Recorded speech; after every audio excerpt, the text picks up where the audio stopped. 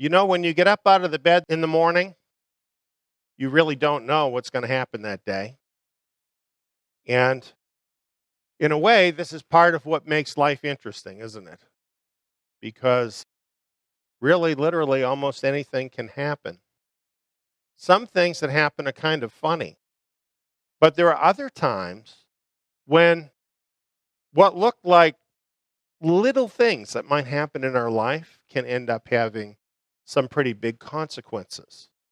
And this is really kind of what the whole idea of time and chance is about, that we don't really know exactly what's going to happen. Sometimes we have what you might call happy accidents, and sometimes we have things that aren't so happy. What I'm talking about tonight is found in the scriptures in Ecclesiastes chapter 9. So we want to take a look at this and think about it a little bit. You know, a lot of us have kind of an illusion that we can totally control what our future is going to be. There's a lot of people that think if you're smart enough and you work hard and you have a good plan, then that ensures you success. And certainly that helps. However, Ecclesiastes 9:11 says this: "The race is not to the swift, nor the battle to the strong, neither yet bread to the wise, nor yet riches to men of understanding, nor yet favor to men of skill. But time and chance happen to them all." Well, some people on reading this verse criticize this verse, and they would say, for instance, well, the fastest person wins the race. What is this talking about? Or the strongest person wins the battle. But you see, when we're talking about chance, that's not always what happens, is it? For example, we have this report of the fastest man alive losing the 100-meter sprint. And surely Usain Bolt was surprised that he lost to an American, and he said, "You can't win every race. I've learned that." Well, why can't the fastest man in the world win every race? Well, it's because of chance. Certain things can happen. You can have a rock in your shoe you didn't know was there. You can trip over a crack in the road. Many different things could happen. So even though you're the fastest, you can't be sure that you're going to win the race. So the race is not always to the swiftest person.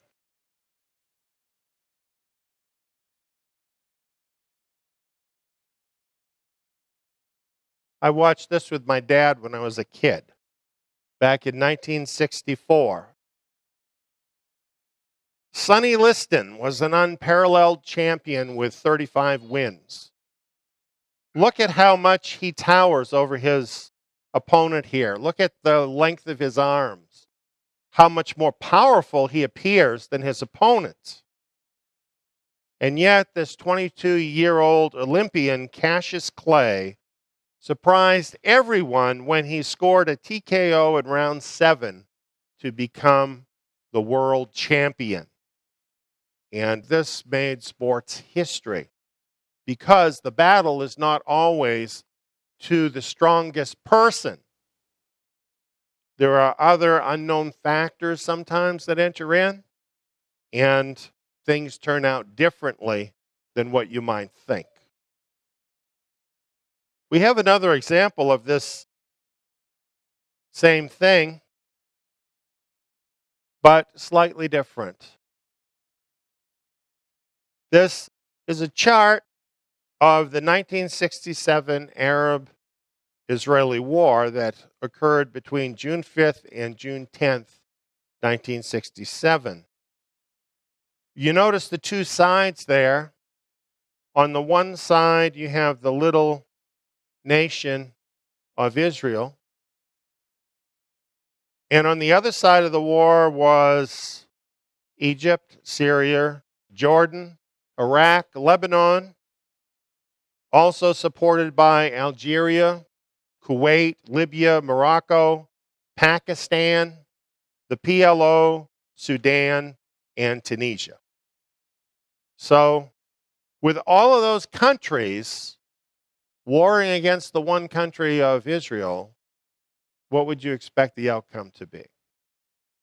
Well, it would appear that Israel was hopelessly outnumbered and would suffer a crushing defeat. Look even further at these numbers. Israel was able to field 50,000 troops. On the other hand, Egypt was able to field 240,000 troops. The coalition of other countries was able to field an additional 307,000 troops. That's over 500,000 troops to 50,000 troops. That is an advantage of 10 to 1 on the battlefield. How likely was Israel to be able to defeat that huge number? Well, then we have aircraft. Israel had 300 combat aircraft, while the enemy had 959 combat aircraft, an advantage of over 3 to 1 in aircraft. Israel had 800 tanks, but the enemy had over 2,500 tanks. Again, an advantage of over 3 to 1. The Arab coalition went into this thinking that they would surely drive Israel into the sea.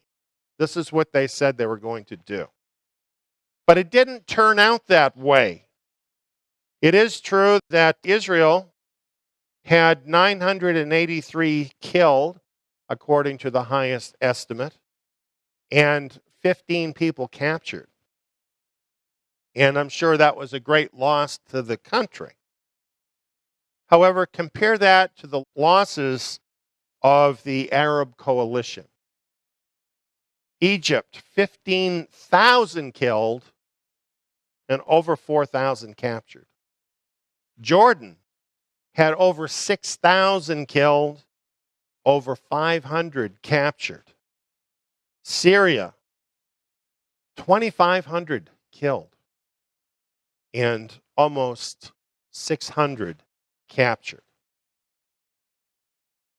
When you compare the numbers killed and captured of Israel's enemies, it is astoundingly more than the losses that Israel suffered. Israel lost 46 aircraft that were destroyed in the war, compared to over 450 aircraft that were destroyed of the enemy. Israel had 400 tanks destroyed, but there were unknown hundreds of tanks that were left as rusting hulks across the Sinai desert. Many of them still there today. Too many to be counted. So this is truly an amazing victory where what apparently is the strongest force by far was the one that suffered the crushing defeat, whereas the underdog turned out to be amazingly victorious in that war. Well, look at this. Instead of Israel being driven into the sea, notice the yellow part there in the map. That yellow part marks out the boundaries of Israel before the war. Now add in the light orange color, and you see all of the area that was captured by Israel during the war, more than doubling the amount of land that Israel was holding. In the picture that you see here of these young men, this is a famous picture.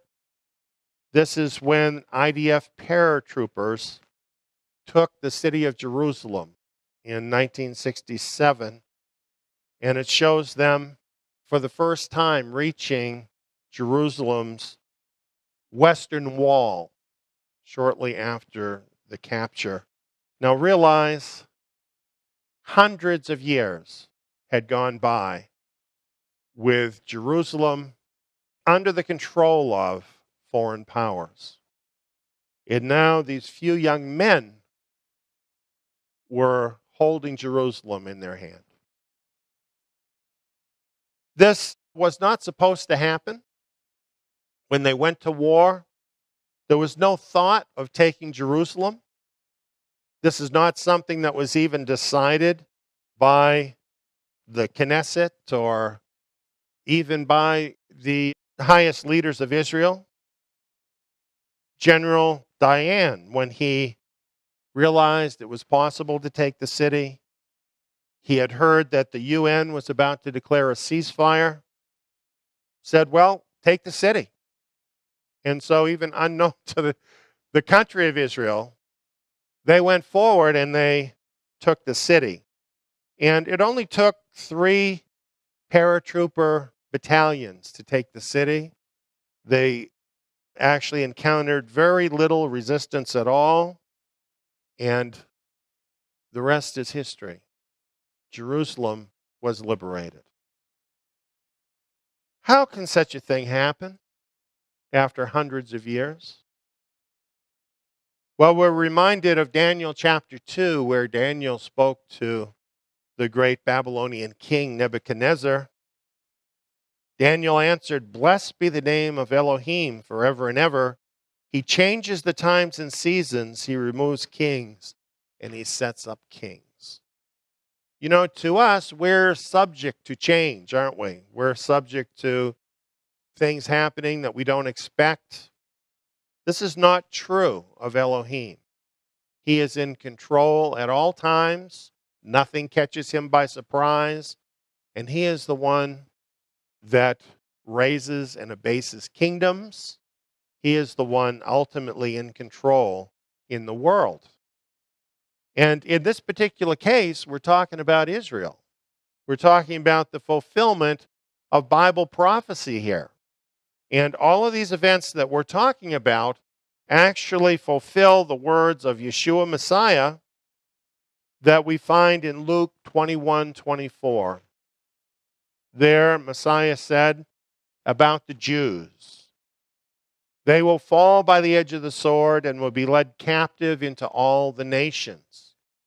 This began to be happening in the year 70 CE, and through the course of the Jewish wars, this was made complete. Jerusalem will be trampled down by the Gentiles until the times of the Gentiles are fulfilled. So in this particular case, it wasn't the mighty that won the battle. It was the nation that represented the name of the one and only true God. And it happened because it was prophesied to happen. It was his will to happen. So even though it was so highly unlikely that the small nation of Israel would defeat all those enemies, yet it happened because Yahweh made it happen. Well, getting back to our verse, it tells us, "Neither bread to the wise nor riches to men of knowledge." Have you ever had somebody tell you, if you're so smart, how come you're not rich? Not everybody that's a genius ends up with riches. Here's a man, Nikola Tesla. He's perhaps one of the greatest inventors that ever lived. He gave us alternating current that we all use in our homes, the radio, wireless technology, neon lamps, and x-rays, just to name some of the things that he invented. You would think an inventor that gave us all of that would have been astoundingly wealthy and would have had a great estate to pass on. This is not how it ended up. Tesla died penniless in 1943 in the New Yorker hotel where he had lived for 10 years after being evicted from another hotel because he couldn't pay his bill. So truly, riches do not always go to men of knowledge. Kind of an amazing example of that, I think.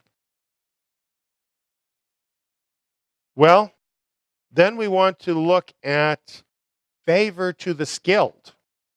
Look at this example.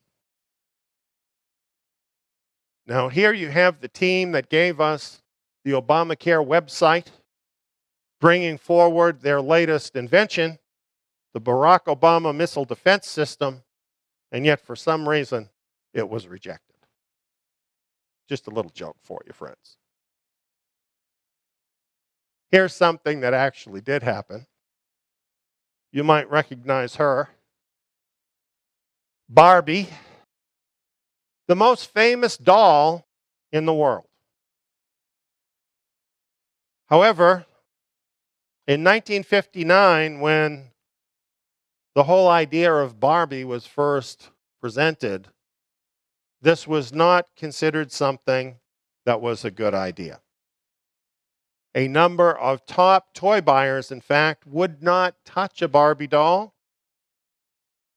because the creator of the Barbie doll, Ruth Handler, says those buyers would not order the doll because she was too adult. The idea about dolls, by the way, is have a little baby, right? So they just thought it was kind of a stupid idea and nobody would buy it. And also they were offended because the doll has a figure. And they thought that parents wouldn't like that. Nevertheless, the inventor of the doll, Ruth Handler, persisted with her idea. And of course, the rest is history. In 2013 alone, Mattel's Barbie doll brand generated over $1 billion.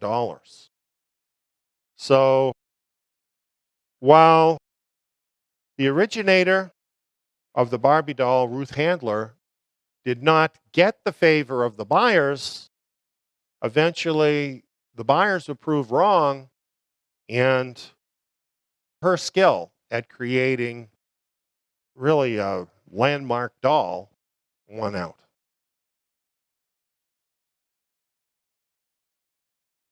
It's kind of fun to look at real life examples of these things that we find in the Bible. And I've picked famous examples because that way I can talk to you about them. You're going to know who these people are just as I do. However, if you think about it, I'm sure you know people in your own sphere and even yourself that bear out the truth of these things that we find here in Ecclesiastes. I'm sure you know times when the fastest person didn't win the race, times when the strongest person didn't win the battle, times when the smartest person didn't get the money, times when the most skillful person did not receive the favor. This is because time and chance do happen to all people. They happen to you and me. There is another more serious side of all of this too, because in verse 12, Ecclesiastes goes on saying, "For man also doesn't know his time, as the fish that are taken in an evil net. And as the birds that are caught in the snare, even so are the sons of men snared in an evil time when it falls suddenly on them. And this is a fact. Many times, death catches people unaware. And often this happens in a way that destroys their plans. We have a few examples. This is Lou Gehrig. He's in the Hall of Fame. He was a New York Yankee in the 1920s and 30s, a great ball player.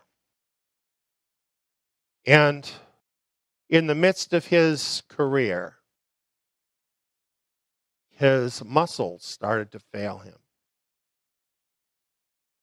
So he went to the Mayo Clinic and they did extensive testing and they found that he had a rare disease abbreviated to ALS. This was confirmed on June 19th, 1939, which happened to be his 36th birthday. On June 2nd, 1941, at age 38, Lou Gehrig died of ALS, now often called Lou Gehrig's disease. Imagine this, one of the greatest athletes in the world, struck by this disease, a rare disease, and struck down by the age of 38, and his career cut short and his life ended. This was considered a great tragedy at the time, as he was really loved by his many fans. Here's another sports figure, and I remember seeing him on TV, Arthur Ashe. He is the first African American to win the men's singles at Wimbledon and the U.S. Open, and the first black American to be ranked number 1 in the world. And I have to tell you the truth, it made quite a sensation when we had a black athlete break into tennis, which had been pretty much an all-white game for quite a long time, and actually ascend to the top. And he was quite a hero in that arena. Well, Ashe is believed to have contracted HIV from a blood transfusion that he received during heart bypass surgery. Now, this is interesting because he's still relatively young, being, again, a major athlete in the world. I'm sure he wasn't even expecting to have heart trouble. And his chances of living through bypass surgery at that time were not really high because the surgery was not really great at that time. And it's progressed a lot since then. So he would have thought the most likely thing that was going to get him was heart disease. But he would have thought wrong, because instead of it being heart disease, he happened to get a blood transfusion in the midst of his surgery and ended up getting AIDS from the blood transfusion. And that's what eventually killed him.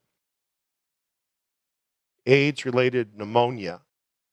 He died in 1993 at 50 years old. All of this chance falling upon this man who had been a great athlete and snuffing out his life early in his life. This guy's kind of astounding. Andy Irons, professional surfer.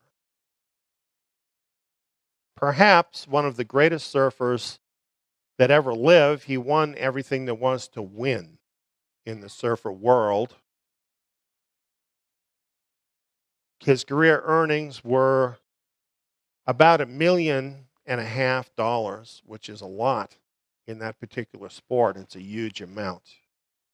And he was still going strong in his sport when he died unexpectedly on November 2nd, 2010, at age 32, of a heart attack. You know, a lot of times we think of heart attacks being something that happened to older folks. But you'd be surprised how many young people and even young athletes die of heart attacks.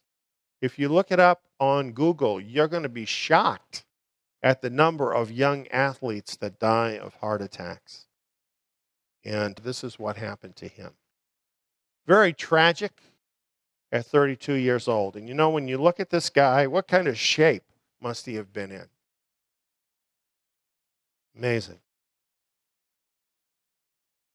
So it brings up the question, why does this happen? Why does it happen? Even more so, why does it happen to people we love? You know, I can look at Andy Irons here and I can think, well, what a shame that this young man died at 32 years old. But it becomes much more immediate to me if I think about friends and relatives that I've lost at an early age.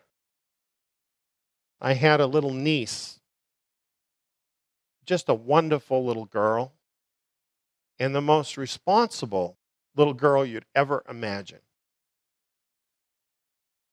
8 years old. She often went to get the mail. She always looked both ways, made sure that everything was going to be okay when she crossed the street. And she did the same thing on this particular day. How was she to know that there was a drunken driver that was speeding down the street, that got to her before she could ever even react, killing her instantly? Why would this happen to such a wonderful little 8-year-old girl? You've probably got your own stories, right? Maybe even some things that happen to you. Maybe you have some disease. Maybe someone in your family does. You know, this world is full of tragedies, isn't it? Things that befall people. I had a man one time that I knew, and his grandmother was a very devout Christian, and she died of cancer. He was very bitter at God. Why would God allow someone who is such a devout believer to die of cancer? You know, this is the reaction of people very often to these things. They often blame God because these things happen. What do you think about that? Do you think that it's God's fault that bad things happen like this to people? Tragic things? The real reason why this happens is because our first parents rebelled against God. And in effect, what they said is, we don't need you, and we're going to do it our way. And so this is how, essentially, they began the world. They brought children into the world under that particular scenario. The whole world has been peopled that way. Everybody choosing what they want. And of course, this introduced what the Bible calls sin into the world. And sin is not just something you do wrong. Sin is actually a force at work in mankind. It can actually be traced right down to the DNA in people's bodies, the imperfections in the DNA. You see, sin essentially is imperfection. Mankind was created absolutely perfect, but then when man abandoned God, then what happened is his whole being started to break down. In fact, the whole creation did. And what we know now is that with every generation, our DNA becomes a little more corrupted. And these corruptions that happen in our DNA are responsible for a lot of the diseases that people have. They are responsible for old age and death and a lot of the suffering that has come into the world. And this is why these things happen. You look at this young man, Andy Irons, with apparently a healthy body, and yet the results of sin, not necessarily his own, but going all the way back through his ancestry, was at work within him, creating this defect in his body that unfortunately led to his death. We all can, in fact, carry around within us this time bomb of sin. And it's going to find a way to get us. It will. It gets everybody, right? Time and chance. That's what the scripture's talking about. Eventually, it has gotten every person of every generation. So is that God's fault? We'd have to say no, because when he created the man and woman, he created them perfect. He even provided in the garden a way for them to live forever without ever having these things happen. And they rejected it. So should we really be blaming him? Shouldn't we instead maybe be blaming our first parents that this came into the world? And the truth is about this, that even if you know him, you are subject to these things happening in your life. You know, we would like to think that if you know Messiah, you're never going to have any problems and your health is always going to be perfect. Everything's always going to be perfect. And it's wonderful belonging to Messiah. But the truth is, we do have trouble in this world. As a matter of fact, Messiah said, in this world, you will have tribulation. But he said, take courage because I have overcome the world. We are affected by time and chance, whether we're believers or unbelievers.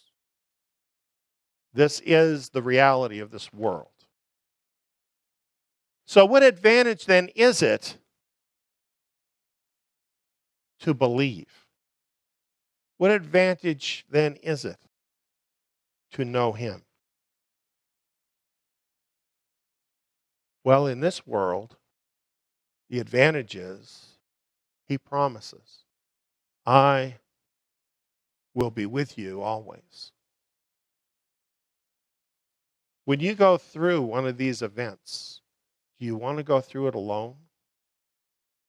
Or do you want him to be there?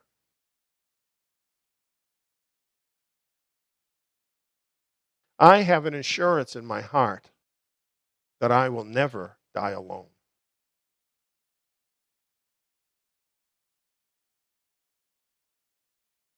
Think about that. If you're not going to die alone, that means he's going to remember you, right?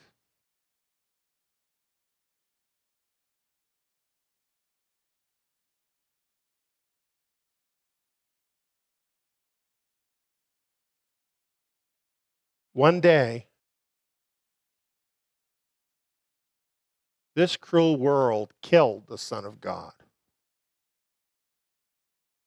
And they killed him horribly. His body was literally scarred all over. He was a bloody mess. And they laid him in a tomb. And those that knew him and loved him, they wrapped him in grave clothes. And they put him into the tomb, and a great stone was rolled over the door.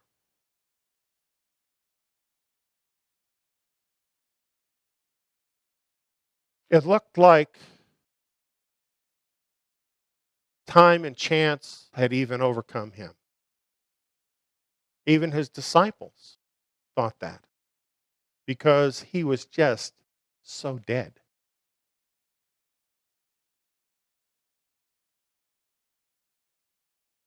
Look what happened to him.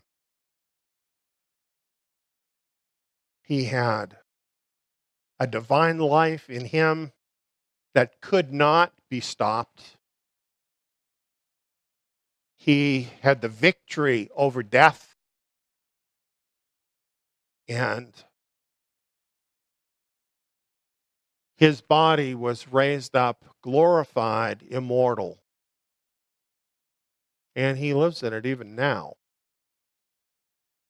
next to his Father, seated in the heavenlies. Knowing him is the greatest thing that can ever happen to any person. And knowing him is the only thing that can change time and chance. Because he's greater than time and chance. And if you know him and you identify with who he really is and his spirit is living in you, you identify with his life and you identify with his death. The fact that he was raised up from the dead is your guarantee that the same thing will happen to you on that day. In 1 Corinthians 15, the Apostle Paul talked to us about this mystery. He said, "Behold, I tell you a mystery. We will not all sleep, but we will all be changed in a moment, in the twinkling of an eye at the last trump. For the trump will sound, and the dead will be raised incorruptible, and we will be changed.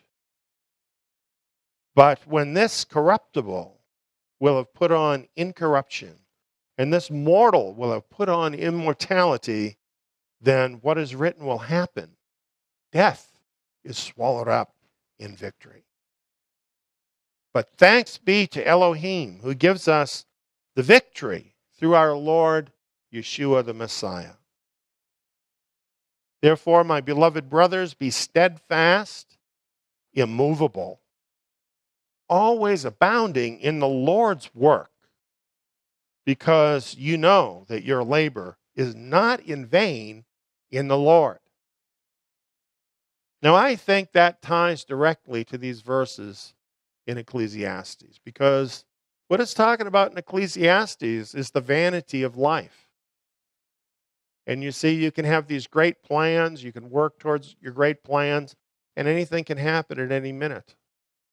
But what Paul is saying here is, look, this is what you've got ahead of you. An immortal life with Yeshua Messiah.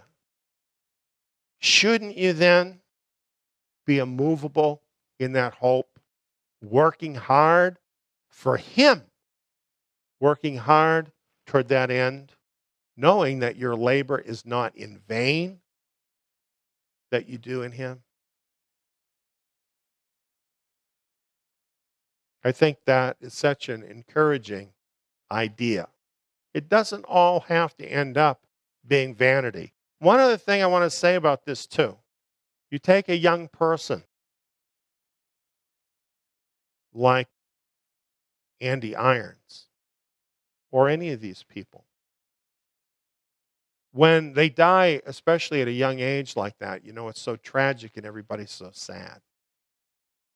On the other side of this, think about all the people who have put their trust in Messiah on that day when He comes. Is it going to matter whether you died when you were 12 years old or 90 years old? You're going to have eternal life again. Think of it. Life that cannot stop. So, our viewpoint of things on this side of eternity is one thing. But the eternal view of things is very, very different. And truly, there will be righteousness, justice, and goodness for every person who puts their faith in Messiah.